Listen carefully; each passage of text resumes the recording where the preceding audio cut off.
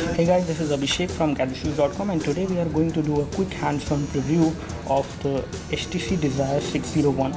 And here we have the device with us, and this device has been launched in India now from HTC. It is going to be available around Christmas in terms of the time of availability if you are talking about, and it is going to priced at 24,190, which is the market operating price, the MOP price, not the MRP, but you can get it at this price approximately near to that.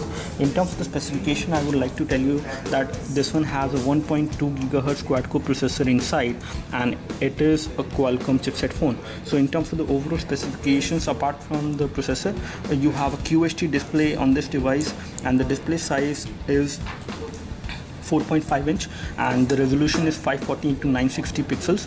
You get around 245 pixels per inch as far as the pixel density of this device is concerned. And if we take a look over this device in terms of the build quality, it definitely looks pretty good, not bad at all. And it is going to be another affordable budget Android phone from HTC. When it comes to the display, you have TFT display on this device, and again the viewing angles are pretty okay, not too good. Again, you can see the fading of colors happening whenever you see the screen from extreme viewing angles. Apart from this, if we talk about this device as far as the screen protection is concerned, you have Corning Gorilla Glass 2 protection on this device, and you have HTC Sense UI 5.0, the latest version of Sense UI running on this device as far as the operating system is concerned, or the UI which is running on top of Android.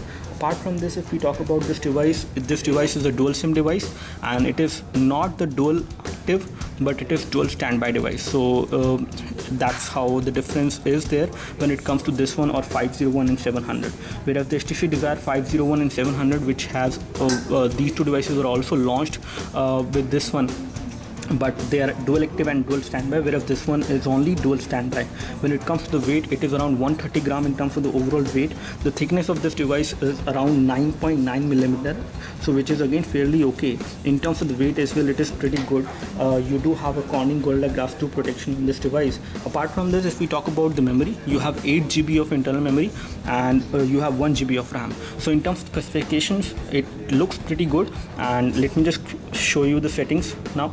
So if you go into settings over here, and if we show you the version of Android this device is actually running, so once you go into about phone, and if we show you the software version it is running, so it is running 4.2.2 Jelly Bean out of the box. When it comes to the storage option, let me just show you the storage scenario as well. So under storage, we have 8 GB of internal memory, out of which around 2.78 GB is being used, whereas the available as of now is 1.22 GB, but you get more because you get around 4 to 5 GB available to the user as far as the free storage or the available storage memory which is available on this device. When it comes to the camera, you have a 5 megapixel camera at the back with LED flash, and you have a secondary mic on this device for noise cancellation and video chat. On the top, you have the 3.5mm audio jack. Over here, you have the power and sleep key.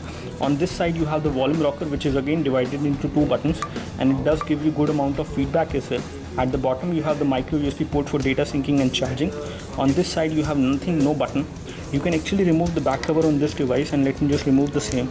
And again, removing the back cover is not that easy. You actually need to pull it quite strongly, and unless you know the technique, you may not be able to remove it properly in one go. So once you remove the back cover, let me just show you the phone from the back side. So we have just removed the back cover, and here you can see the battery on this device is a 2100 milliampere. This is not the final unit which we have with us as of now, because the final unit will have a proper branding. This is the demo unit. And when it comes to the connectivity and SIM card, you have a SIM card slot 2 over here, and the micro SD memory card slot is over here. When it comes to the SIM card slot 1, it seems to be okay. So the SIM card slot 1 is actually over here, and this one will support a WCDMA SIM card over here, 3G SIM card below the battery, whereas the second SIM card will go over here. When it comes to the micro SD memory card, my micro SD memory card should go over here. Again, when it comes to the micro SD memory card, you can expand the storage up to 64 GB maximum, and as per HTC claims, this phone will also support the applications to be installed directly on the micro SD memory card. so that is also there possible, and we will test that once we do the full review of this device. When it comes to the other options and other features, the video which we can record from the back camera is a 1080p video, so that you can record a full high definition video at 30 frames per second from the back camera. When it comes to the front camera is a VGA camera on this device, so the video quality may not be that good, and we will just show you that. When it comes to the proximity sensor and the mid-life sensor, you do have that on this device. When it comes to the loudspeaker design, it has followed the same design as we have seen on HTC One as far as the loudspeaker placement is concerned, because both of these loudspeakers are actually on the front side, as you can see, so it will give you good output when it comes to the sound quality. Over here we have the earpiece and the loudspeaker unit over here, and we have the second loudspeaker over here, so you will definitely get a good volume when it comes to the loudspeaker. Let me just show you the camera UI first of all now. So this is how the camera UI looks like, and again the camera UI is kind of simple in terms of the overall interface. And one thing which I really like about this device is that this one has the HTC Zoe mode, which is normally available on the premium high-end Android phones from HTC, but this one has it. When it comes to the Qualcomm chipset which it has, it is a Snapdragon 400 chipset, and it has 1.4 GHz processor. The GPU on the device is Adreno 305, and let me just take a photo as of now to show you the overall quality when it comes to the camera. So we have just taken a photo, and this is how the photo looks like. And again we have taken this photo with some artificial light and with some natural light, and the photo comes out to be really good in terms of the colors as well as in terms of the details. However, the details are not that crisp, but again this photo looks good, and the low light performance of this device seems to be pretty good. And again we will we will tell you more details about this device as far as camera is concerned once we do the full review. When it comes to the sensors, you have accelerometer sensor, proximity sensor. When it comes to the inbuilt storage on this device is 8 GB, and let me just show you the same. So again it has inbuilt storage of 8 GB. Let me just show you the apps scenario. So when it comes to apps, you have around 1 GB of RAM or on this device basically, and out of 1 GB of RAM you get around around 367 MB of RAM is being used, and rest of it is free on this device, which is again fairly good in case you want to install more applications and heavy games as well. You can actually do that on this device. On this budget Android phone you can actually do a lot more things, and again the design is very much similar to the premium high-end HTC phones, including the HTC One. It has got a 2100 mAh battery. So the display size of this device is 4.5 inch, and it gives you a pixel density of 245 pixels per inch, which is again pretty good.